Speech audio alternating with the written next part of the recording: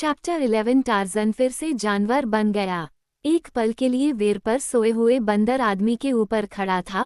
उसका जानलेवा चाकू घातक वार के लिए तैयार था, लेकिन डर ने उसका हाथ रोक लिया। क्या होगा अगर पहला वार उसके शिकार के दिल तक पहुंचने में विफल हो जाए? वीर पर खुद पर होने वाले विनाशकारी परिणामों के बारे में सोचकर कांप उठा। जागने के बाद और जीवन के कुछ ही पल बचे होने पर भी विशालकाय व्यक्ति अपने हमलावर को सचमुच टुकड़े टुकड़े कर सकता था, अगर वह चाहे, और बेल्जियम के इस व्यक्ति को इस बात पर कोई संदेह नहीं था कि टार्ज़न ऐसा ही चाहेगा। फिर से नरकटों में गद्देदार कदमों की धीमी आवाज आई, इस बार और करीब। वीरपर ने अपना इरादा छोड़ दिया। उसके सामने फैला हुआ विस्तृत मैदान और भागना था। गहने उसके कब्जे में थे। ज्यादा देर तक वहां रहना टार्ज़न के हाथों मौत का जोखिम उठाना था, या शिकारी के जबड़े में फंसना था जो लगातार नजदीक आ रहा था। मुड़कर वह रात में दूर जंगल की ओर खिसक गया। टार्ज़न सोता रहा। वे अजीबोगरीब संरक्षक शक्तियां कहाँ थीं जो पहले उसे आश्चर्य के खतरों से बचाती थीं? क्या ये सुस्त नींद वाला व्यक्ति पुराने जमाने का सतर्क, संवेदनशील टार्ज़न हो सकता है? शायद उसके सिर पर लगे वार ने उसकी इंद्रियों को अस्थायी रूप से सुन्न कर दिया था, कौन कह सकता है। सरकंडों के बीच से चुपके से रेंगता हुआ प्राणी उसके करीब आ गया।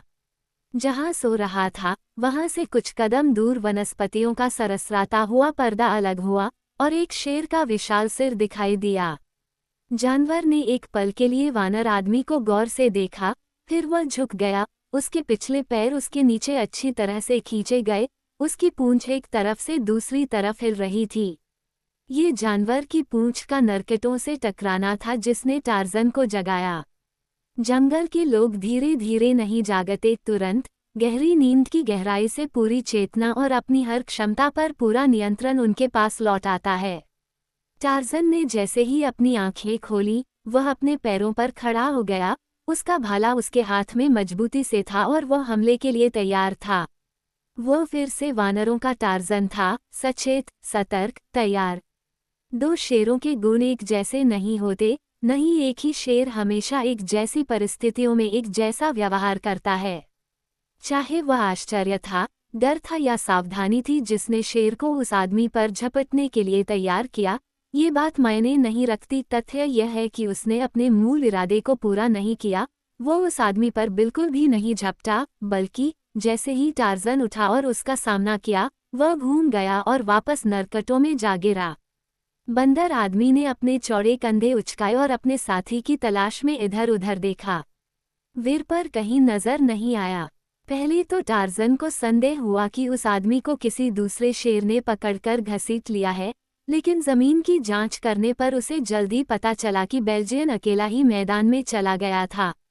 एक पल के लिए वह हैरान रह गया, लेकिन जल्द ही इस नतीजे पर पहुंचा कि वीर पर शेर के आने से डर गया था और डर के मारे चुपचाप भाग गया था। टार्ज़न के होठों पर एक व्यंग्यात्मक भाव आया जब वह उस आदमी के कृत्य पर विचार कर रहा था, खतरे के समय और बिना किसी चेतावनी के एक साथी का साथ छोड़ देना। खैर, अगर वीर पर ऐसा ही प्राणी था, तो टार्ज़न उससे और कुछ नहीं चाहता था।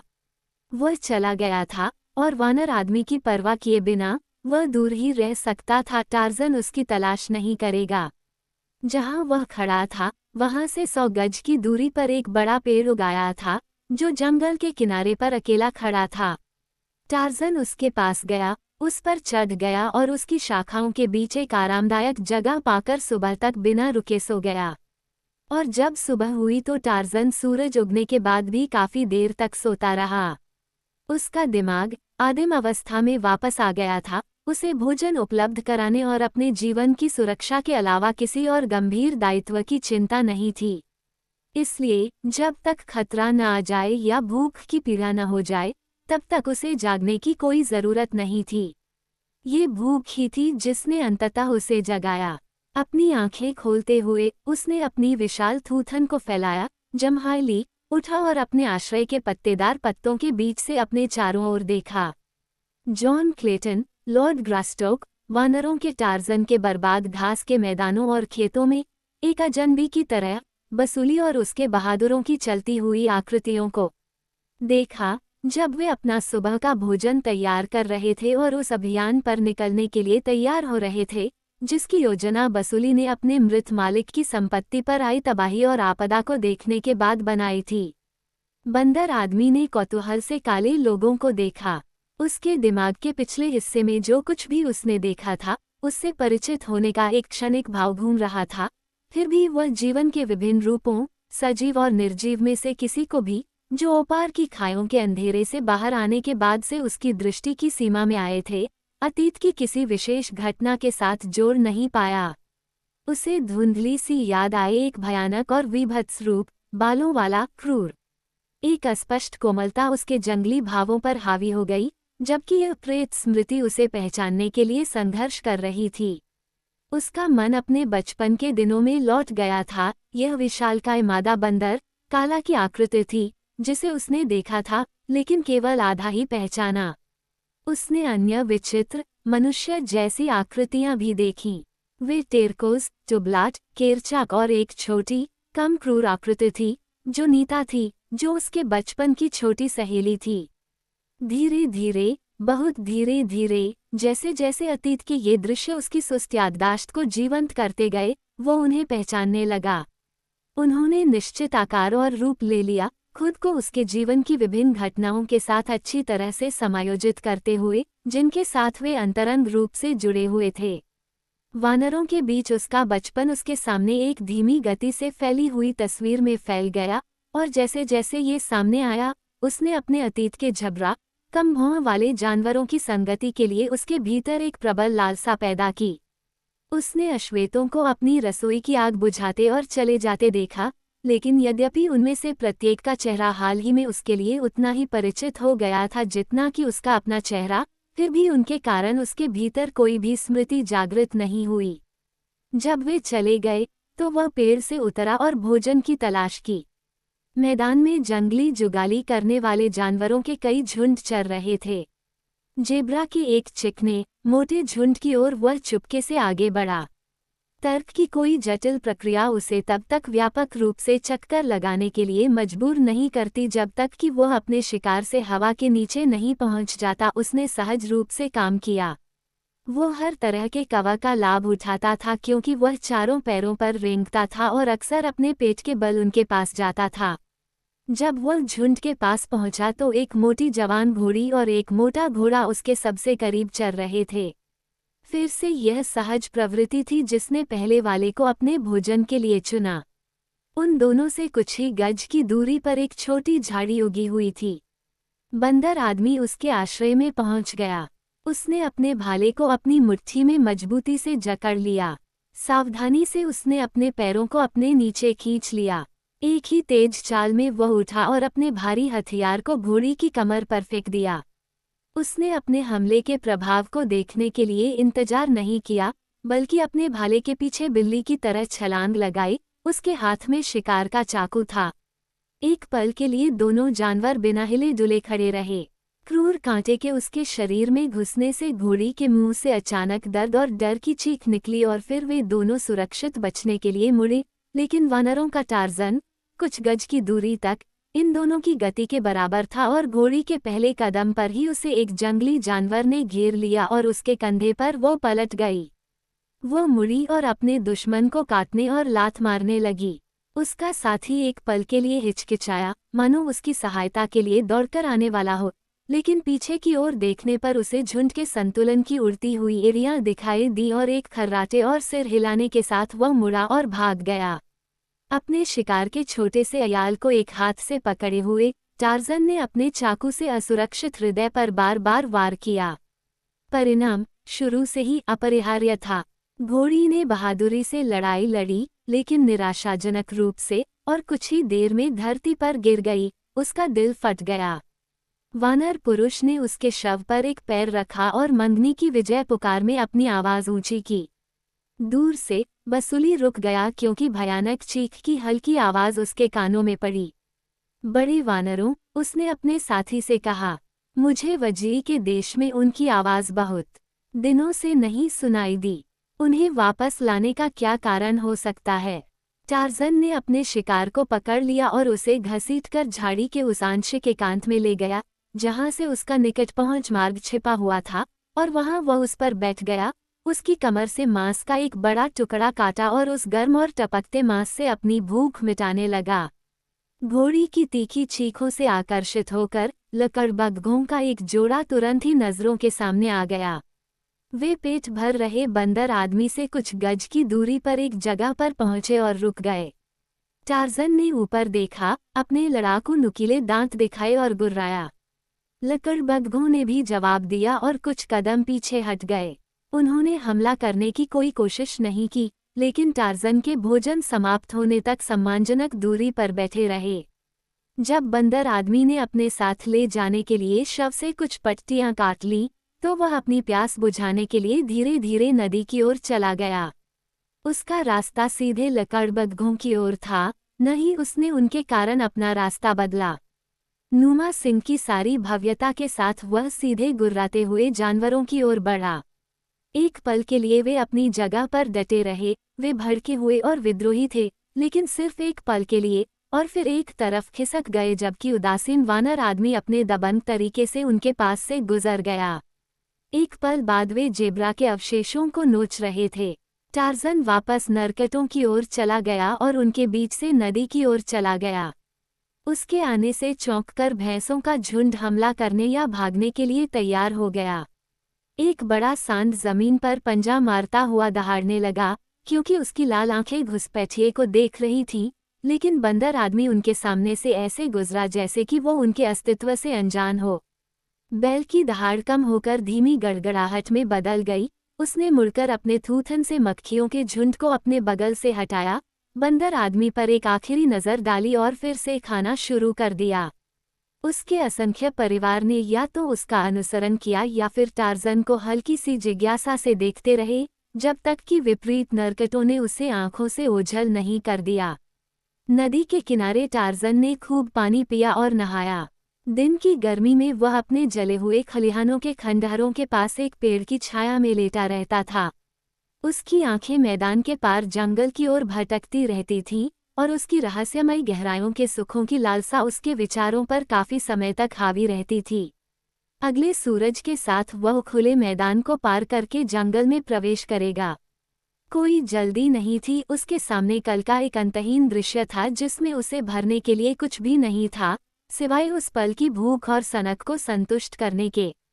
वानर मनुष्य का मन अतीत के लिए पश्चाताप या भविष्य की आकांक्षा से अशांत नहीं था। वो एक हिलती हुई शाखा पर पूरी लंबाई में लेट सकता था, अपने विशाल अंगों को फैला सकता था, और पूरी तरह से विचारहीनता की धन्य शांति का आनंद ले सकता था, बिना किसी आशंका या चिंता के जो उसकी तंत्रिका ऊर्जा को खत्म कर दे और उसके मन की शांति को छीन ले। किसी अन्य अस्तित्व को केवल धुंधली तरह से याद करते हुए वानर मनुष्य खुश था। लॉर्ड ग्रास्टोक का अस्तित्व समाप्त हो गया था।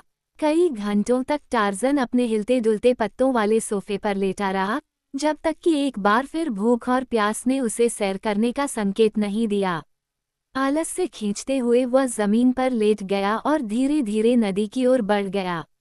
जिस खेल के रास्ते पर वह चल रहा था, वह सदियों से इस्तेमाल की वजह से एक गहरी, संकरी खाई बन गई थी, जिसकी दीवारों के दोनों ओर अभेद्य झाड़ियां और घने पेड़ थे, जो मोटे तने वाली लताओं और छोटी लताओं से एक दूसरे से जुड़े हुए थे, जो वनस्पतियों की दो ठोस प्राचीर में उलझी हुई थीं।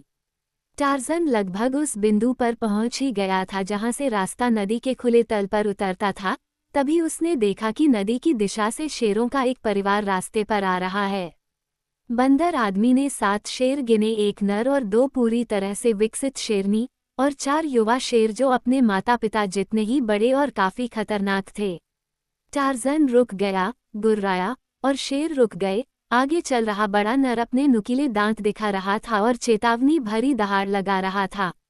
बंदर आदमी ने अपने हाथ में अपना भारी भाला पकड़ रखा था, लेकिन उसका इरादा अपने छोटे से हथियार को 7 शेरों के खिलाफ इस्तेमाल करने का नहीं था। फिर भी वह वहां खड़ा होकर गुर्राता और दहाड़ता रहा और शेरों ने भी वैसा ही किया। ये पूरी तरह से जंगल की धमाचौकड़ी थी। हर कोई दूसरे को डराने की कोशिश कर रहा था। कोई भी पीछे मुड़कर रास्ता नहीं देना चाहता था, न ही किसी ने पहले से ही मुठभेड़ की जल्दी करने की इच्छा जताई थी। शेरों को पर्याप्त मात्रा में खिलाया गया था ताकि वे भूख से तड़प न उठे, और जहां तक टार्ज़न का सवाल है, वह शायद ही कभी मांसाहारी जानवरों का मांस खाता था, लेकिन नैतिकता का मुद्दा दांव पर था और कोई भी पक्ष पीछे हटने को तैयार नहीं था। इसलिए वे वहां एक दूसरे के सामने खड़े थे, तरह तरह की भयानक आवाजें निकाल रहे थे और साथ ही वे एक दूसरे को जंगल में गालियां दे रहे थे। ये रक्तहीन द्वंद्व कितने समय तक चलता, ये कहना मुश्किल है। हालांकि अंततः टार्ज़न को अधिक संख्या के सामने झुकना पड़ा, लेकिन एक व्यवधान आया जिसने गतिरोध को समाप्त कर दिया, और यह टार्ज़न के पीछे से आया। वो और शेर इतना शोर मचा रहे थे कि दोनों में से कोई भी उनके एकजुट शोरगुल के अलावा कुछ भी सुन नहीं पा रहा था, और ऐसा हुआ कि टार्ज़न को पीछे से उस पर आ रहे विशाल शरीर की आवाज़ तब तक सुनाई नहीं दी जब तक कि वह उस पर नहीं आ गया, और फिर उसने मुड़कर देखा कि ब्यूटो, गैंडा, उसकी छोटी, सुअर जैसी आंखें चमक रही थीं, वह पागलों की तरह उसकी ओर दौड़ रहा था और पहले से ही इतना करीब था कि बचना असंभव लग रहा था। फिर भी इस अदूषित आदिम मनुष्य में दिमाग और मांसपेशियां इतनी अच्छी तरह से समन्वित थीं कि खतरे की आशंका के साथ ही उसने अपना भाला घुमाया और ब्यूटो की छाती पर फेंक दिया। ये लोहे से लदा एक भारी भाला था, और इसके पीछे वानर मानव की विशाल मांसपेशियां थीं, जबकि इसका सामना करने के लिए ब्यूटो का भारी वजन और उसकी तेज दौड़ की गति थी। उस समय जो कुछ हुआ, जब टार्ज़न ने गुस्से में गैंडे के हमले का सामना करने के लिए मुड़कर देखा, उसे बताने में लंबा समय लग सकता है, और फिर भी इसे रिकॉर्ड करने के लिए सबसे तेज लेंस का इस्तेमाल करना होगा। जैसे ही उसका भाला उसके हाथ से छूटा, बंदर आदमी ने शक्तिशाली सींग को नीचे देखा, जो उसे उछालने के लिए नीचे झुका था। बुटो उसके बहुत करीब था। भाला गैंडे की गर्दन में बाएं कंधे के साथ उसके जोड़ पर घुस गया और लगभग पूरी तरह से जानवर के शरीर से होकर गुजर गया, और जिस क्षण उसने इसे फेंका, टार्ज़न सीधे हवा में उछला और बुटो की पीठ पर बैठ गया, लेकिन शक्तिशाली सींग से बच गया। फिर बुटो ने शेरों को देखा और उन पर पागलों की तरह हमला किया, जबकि वानरों का टार्ज़न पगडंडी के एक तरफ उलझी हुई लताओं में तेजी से कूद गया। पहला शेर बूटो के हमले से मिला और पागल जानवर की पीठ पर उछलकर मर गया, और फिर 6 बचे हुए शेर गेंडे पर चढ़ गए और उन्हें चीरते हुए या रौंदते हुए उन्हें चीरते हुए। अपने बसेरे की सुरक्षा से टार्ज़न ने शाही लड़ाई को सबसे गहरी दिलचस्पी के साथ देखा, क्योंकि जंगल के अधिक बुद्धिमान लोग ऐसी मुठभेड़ों में रुचि रखते हैं। वे उनके लिए वही हैं जो राष्ट्रक और पुरस्कार रिंग, थिएटर और फिल्में हमारे लिए हैं। वे उन्हें अक्सर देखते हैं, लेकिन हमेशा उनका आनंद लेते हैं क्योंकि कोई भी दो बिल्कुल एक जैसे नहीं होते। कुछ समय के लिए टार्ज़न को लगा कि गेंडा बूटो इस खूनी लड़ाई में विजयी साबित होगा। उसने पहले ही 7 शेरों में से 4 को मार गिराया था और बचे हुए 3 को बुरी तरह घायल कर दिया था। तभी मुठभेड़ में एक क्षणिक शांति के कारण वह घुटनों के बल लेट गया और अपनी बगल में लुढ़क गया। टार्ज़न के भाले ने अपना काम कर दिया था। यह मानव निर्मित हथियार था जिसने उस विशाल जानवर को मार डाला जो 7 शक्तिशाली शेरों के हमले से आसानी से बच सकता था, क्योंकि टार्ज़न के भाले ने उसके बड़े फेफड़ों को छेद दिया था, और बूटो, जिसकी जीत लगभग नजर आ रही थी, आंतरिक रक्तस्राव के कारण दम तोड़ दिया। फिर टार्ज़न अपने अभयारण्य से नीचे आया और जैसे ही घायल शेर, गुर्राते हुए, खुद को घसीटते हुए चले गए, बंदर आदमी ने बूटो के शरीर से अपना भाला काट लिया, एक स्टेक काट लिया और जंगल में गायब हो गया। प्रकरण समाप्त हो गया था। ये सब दिन भर के काम का नतीजा था, कुछ ऐसा जिसके बारे में आप और मैं जीवन भर बात कर सकते हैं। टार्ज़न ने उस पल को अपने दिमाग से निकाल दिया जब ये दृश्य उसकी नज़र से गुजरा।